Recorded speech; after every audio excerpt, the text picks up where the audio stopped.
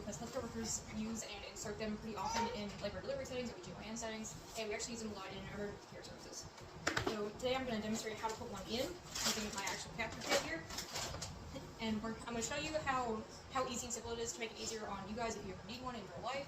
And so a lot of my classmates are actually in nursing school right now, so I can show them a little bit before they actually need one in school. So I am actually in nursing school myself. I am a senior level nursing student.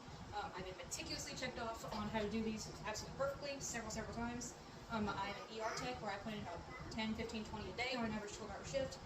Upstairs where I work LTAC, long-term acute care specialty hospital, I will assist nurses in putting their own in, and I'll help troubleshoot them whenever they can't get their own in. And I'm just going to tell you how to insert one and tips and tricks to make it easier to put one in.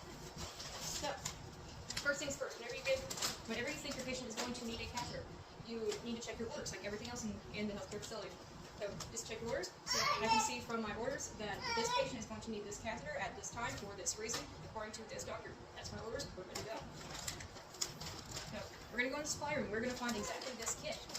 There are different sizes on it. It says right here, big letters. Can't really see that, but right here, big letters. So my audience sees big letters, and it's a 16 is actually a pretty small one. And we're going to pretty much just take this. Everything that we need is in this little kit. There are some sterile gloves in here. A lot of people don't like the sterile gloves in here, and they'll choose to opt to get their own sterile gloves in their own protocol size. But I don't care. I don't mind these gloves in here. They fit me just fine, and they work perfectly fine for me. So we're going to use these in here. So we have all of our things. We're going to go into our patient's room, and we're going to go do our hand hygiene. We're going to bring this in here, do our hand hygiene. We're going to introduce ourselves to our patient, tell them what we're doing. Hey, you're going to get the catheter.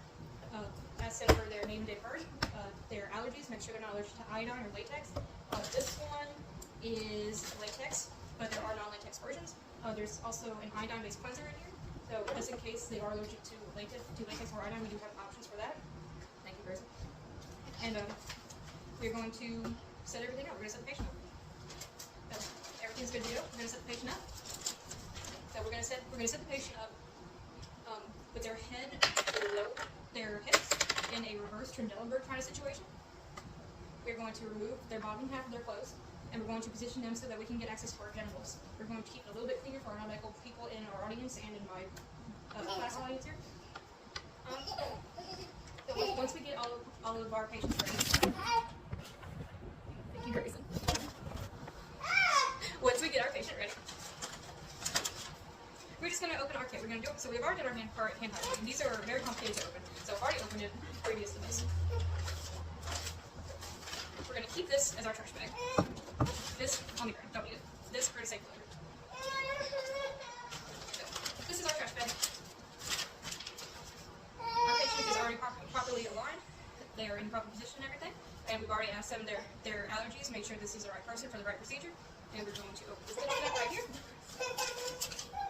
In the trash. This is a sterile procedure, but we're not sterile just yet. It's just my hands. This is a little bit tighter than what we're going to do in the actual healthcare setting, but this is what we got. This is what we're working with.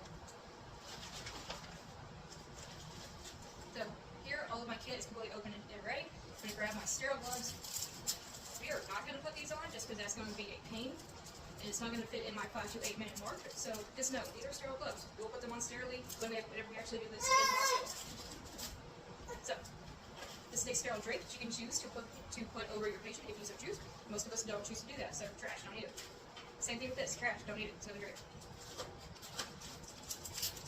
This is our stat lock. We're going to put part of our catheter in this and secure it to the patient so it doesn't move around. We're going to save this for later. So what we're going to do now, we're going to pretend that we're sterile, and what we're going to do is we're going to take our iodine-based cleanser, and we're going to pour it in here. Pretend to pour it in here. And we're going to get our 3 swabs clean and ready for this procedure. So now, this has been used, this is now trash. Sterilely now. Just drop it in the trash. We are also going to take our water syringe, take the top off, dump it in the trash, and put it in this little part right here. This is going to inflate the balloon in the catheter to hold it in place in the bladder. We can do it right now since this isn't actually going into a person for demonstration purposes. You can see that there is a giant balloon that has been inflated, about 10 mils of sterile saline in there. They used to teach us to test it first, but we don't really do that anymore as according to evidence-based practice. But we're going to leave it dangling right there for us later. Last thing in here is a little thing of lube. Also not going to squirt that out, but we're going to put it right here in our little tray. And once we're done with that, we're going to throw it away. And now we're all still sterile. And we can take this little blue part off. This little blue part is tucked around this. Here, cool. And then this part in the trash. Now this part can go, this part is actually going to go in the patient. We're going to dip this part in the lube, and it's going to stay there. We also have a little sterile cup, just in case we need a sample. Our orders do not say we need a sample today, so that's one over here. So now, we are sterile, everything's completely set up for this procedure. Next thing we're going to do is actually just finally stick it in the patient. So, we're completely ready with this, let's stick it in the patient. For our non-medical people in our audience and this audience here, we're going to kind of keep our medical drug entry minimum. We're going to place our hands on the genitals. We have a dominant hand and a non-dominant hand. My non-dominant hand is my right hand. I can do this hand dexterously, whatever. Hand on the person, you grab your genitals. You take your cleaning swabs. If it's a female, one on the left side, toss. One on the right side, toss.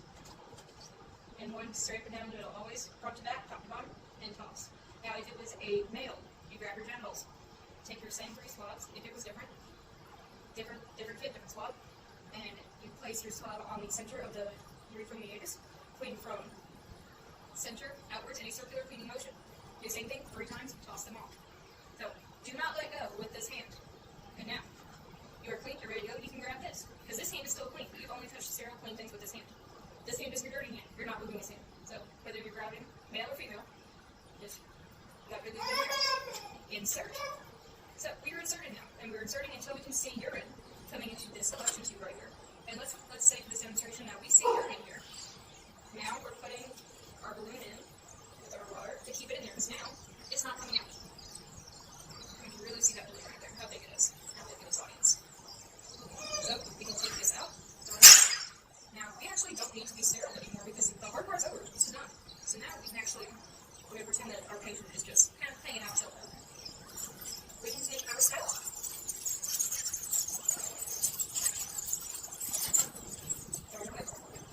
Take our stat lock, place it in. It's always hard to figure out which way it goes. Snap it in place. It's a little sticker. Put it on the fire. Whatever fire you want, whatever kind you want, whatever. And this part, this is your whole collection bag. On the bed, the little bladder down here. That's down there. This is still in the patient right here. And that's here. And after that, this is now in the patient. We're going to bring this back up to the demonstration. And here's what we put our identification sticker on. It's a date, time, department, initial, anything that you have done. And so everyone has put that when they get it, or how they're doing it, so that everything's being changed. And their procedure is open. So what I do is take the trip out of this, get it close, and know exactly where to carry it. All this is going to that in this box.